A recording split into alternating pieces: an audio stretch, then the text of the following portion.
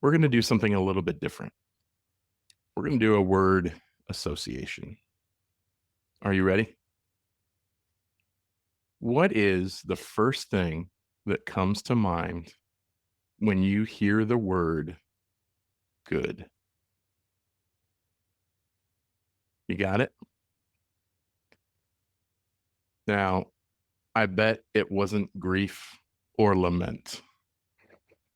And on today's show, we're going to have a conversation about how grief and lament are actually good things and why it's worthwhile for you to begin to embrace them on your journey toward healing and wholeness.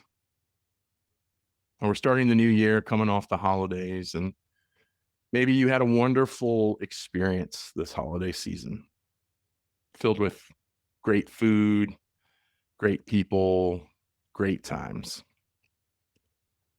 Or perhaps you found yourself back in a setting that has been a trigger throughout your story.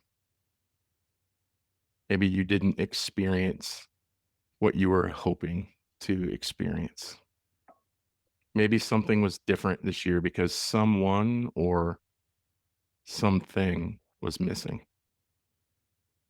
However you find yourself as you're listening to this conversation, I just want to say that we're so glad you are here to listen.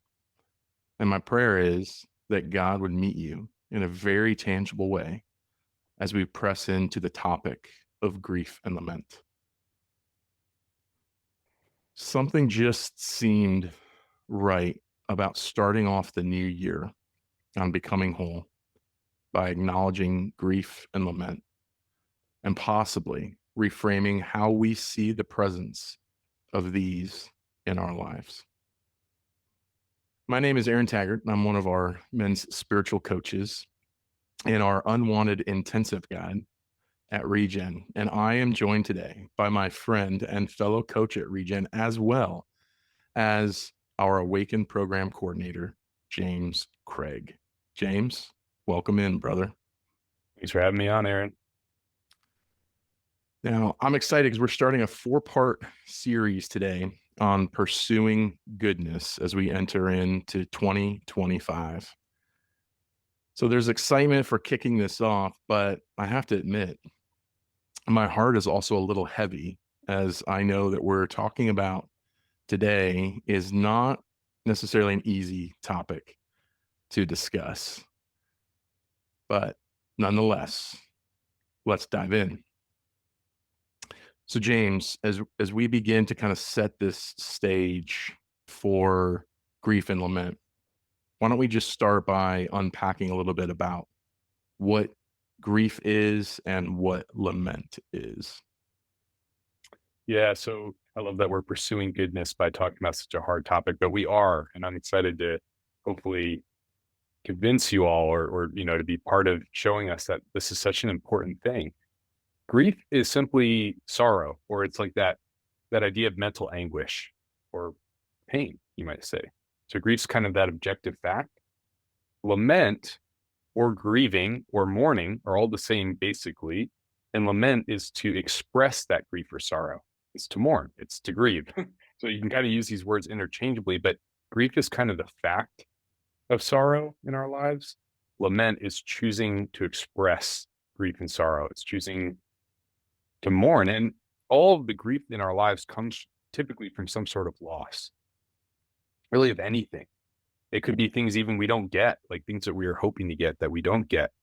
There could even be godly things that we do, like we sacrifice for our children or our spouse or a friend, or we break up with someone that, should be broken up with or whatever.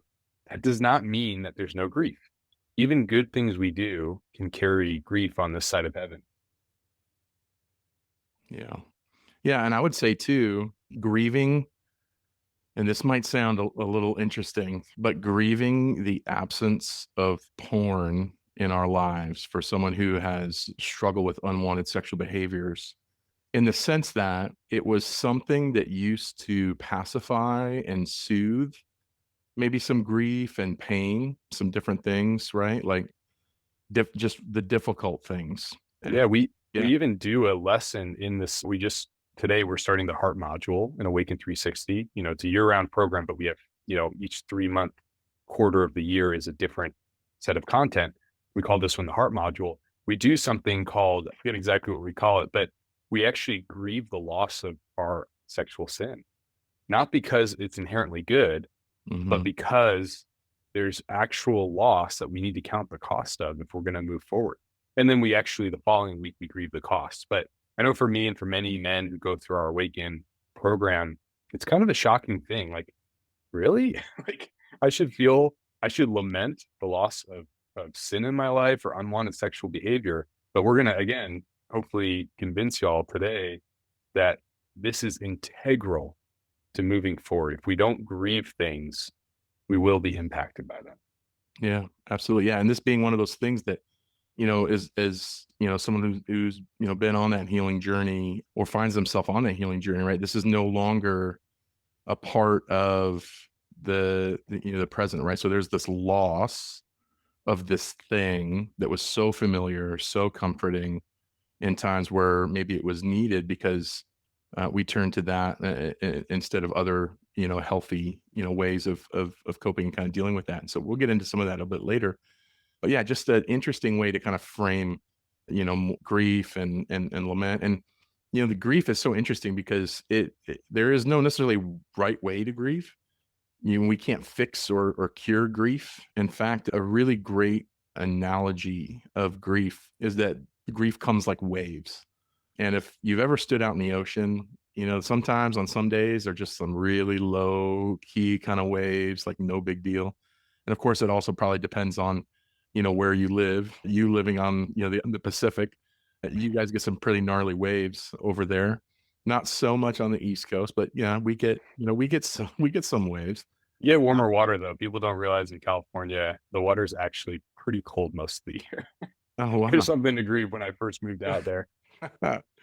Yeah, that would do it, man. But you think about these waves as they kind of crash up, and sometimes, you're just expecting these little waves, and all of a sudden there's this huge wave that just comes crashing over you. And that is so much what grief can be like. Kind of come out of the blue and remember something that maybe, you had forgotten or didn't realize was there. And it just brings a different kind of awareness. So kind of like that analogy as we talk about grief today. James, curious, how have you, and might get a little personal, but like, how have you experienced grief and lament in your own journey, and how has that shown up in your coaching? Oh yeah. Well, first of all, I just want to say when I coach, whether it's men dealing with unwanted sexual behavior or men dealing with betrayal, spousal betrayal, most men have the tendency to minimize our pain. We as men, and maybe women too, but I just primarily work with men, we have the tendency to minimize our pain. And we say things like it wasn't that big of a deal, it wasn't as bad as this. But honestly, I think that I've done that because I'm afraid to face my pain. I'm afraid to go into the sorrow. And so I have yet to meet, well, there's few men that I've met who don't have at least some tendency to minimize the pain that they've experienced, the pain that might be very well driving them to unwanted sexual behavior, or even the pain of um, betrayal, of being cheated on, or infidelity. And so in my own life, this was totally the case. I mean, I was driven to my unwanted sexual behavior at a young age, in part because of my inability to grieve. So one of the memories that actually came up for me in the heart module, this was now almost a decade ago when I was a participant in Awaken 360, was I was going through the homework, and I guess we were talking about, the heart module is all about our feelings, and it's the hardest module by far for most men to go through and awaken. It's all about these deep-seated feelings that we have not really dealt with. And one of the days that I was working through this content, the prompt was often spend 15 to 30 minutes. The last question's like spend time with Jesus, basically processing this stuff that came up in the lesson. And I'm sitting there. This is in my college senior year dorm room or apartment room. And God brought me back to a really vivid memory from the age of 5 when my parents were actually getting a tour around a seminary that my my family, both my parents ended up attending. And this is a real memory. This wasn't just like an imaginative exercise. This was a real memory where I actually got lost in the basement of the seminary. It was like an old building. I got lost. I was pretty terrified. This was before I guess I had figured out how to be good with directions so that I wouldn't be in this kind of situation. But I got lost. And when I finally came to the surface and found my way up, no one had been looking for me. And God showed me from age 5 to 12, those 7 years leading right into around age 12 when I got into my pornography addiction, that for those 7 years, not only did this memory really happen, but it also represented those 7 years where I felt like I was not being looked for, not being sought out. What was crazy for me, Aaron, is I often historically do not have the easiest time processing sadness or sorrow. But in this experience, this was totally God's doing. But I was able to enter in as if I was 5 years old. And I was crying in my college apartment. I was crying. Where's my daddy? Where's my daddy? To the extent I was wailing, to the extent that my roommate could hear and came in and just held me. It was one of the most beautiful moments of my entire healing journey. And it was so pivotal to realize that God saw me in this. He reminded me of this memory. And this memory was deeply impacting so much of what I was going to pornography for, to feel sought, to feel looked for. And so that's a pretty personal story, but it was so integral to my own journey to realize there was actually something behind part of what I was going to pornography for. And I've seen this time and time again, and with the guys I work with, again, whether it's things they've minimized or really just very clear things that they're aware just kind of mess me up. It's very hard to enter into those places of sorrow and choose into grief. Thanks for sharing that, man. I resonate so much with what you said about the just inability to grieve or to minimize our pain. And I actually had a moment last night watching a show with my wife. Had this kind of little moment of grief kind of just come up. And I lost my dad several years ago to cancer. Had a very complicated relationship as an adult. I was trying to kind of repair some things, and didn't have a relationship at all with my stepmother. And when he passed, none of us were, I say us, I have 3 siblings, none of us were contacted about any kind of funeral or kind of opportunity to kind of say goodbye. And I'm watching this show last night, and this father passes, and the kids are grieving, and it just really hit me that I didn't get that opportunity to do that. And tears were shed, as often do when I watch a show and there are these kind of moments. But it really clued me into something I don't know that I've fully realized in that moment. And back to just other instances of my parents divorcing when I was in college and different things. And as these things start to happen and things start to kind of go sideways, if you will, in my life, because I don't know what to do with the pain. I don't know what to do with this loss and the grief, right? And so, enter in, these other vices that really kind of take the focus off of those things, but that never really leaves, right? The grief never leaves, the pain, doesn't leave. So we have to do, something, with that. We have to press into that. And so how is pressing into grief and lament helpful in pursuing goodness in our lives? Or how would you connect, James, these for the listeners who maybe haven't experienced grief or lament as being good? Well, everyone, I just want to say, if you're listening from the US, I don't think our culture is very good at grieving I totally agree. or lamenting, right? Like most of the time you might not have heard many sermons about it or been taught how to do this well. That wasn't always the case. I mean, we see men throughout the Bible, just David or Jesus or others, just weeping. And anyway, we could talk for a while about that kind of thing. But, I listened to this amazing talk. We'll put it in the show notes by a guy named Dr. Ron Walburn. He was the dean of Alliance Theological Seminary. I think he's at Asbury now. But in the talk, he says that when we don't grieve well, our past robs us of our present and our future. Hmm.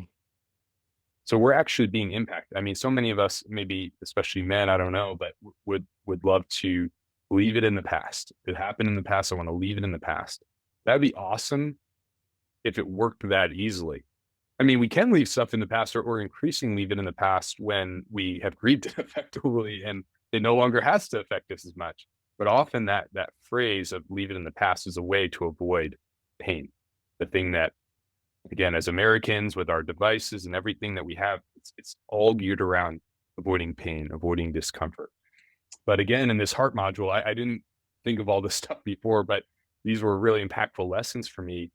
There's this idea that in one of the teaching videos from Josh Glazer, who runs our ministry, that our emotions are like at a dinner party. Just picture it. This is pre-Inside Out, by the way, but it's a great image. Our emotions are at a dinner party and pain's there. Sorrow is there. Sadness is there, right? But so is joy. So is delight. So is, maybe anger. I mean, the negative and the positive emotions are all there. But what we've done so often is we've gone up to our bedroom, shut the door, and we're not going down to the dinner party. But the reality is, in order to access more joy, in order to access the joy and the hope set before us, we need to go down and hear what grief has to say. It doesn't mean we put it in the driver's seat. I might have used this on Becoming Whole before. We don't necessarily we shouldn't necessarily put it in the driver's seat of our lives, but also we can't keep it in the trunk.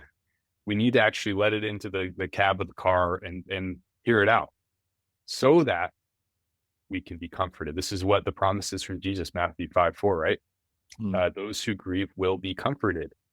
There's actually a promise from God in that when we open ourselves to grief, when we get what's on the inside, the grief, and we lament it or we grieve it, get it out, we will be comforted. And this can be true also with the body of Christ. I mean, if I'm feeling sadness or sorrow and I grieve in front of Aaron's actually the kind of guy who's going to give me room for that.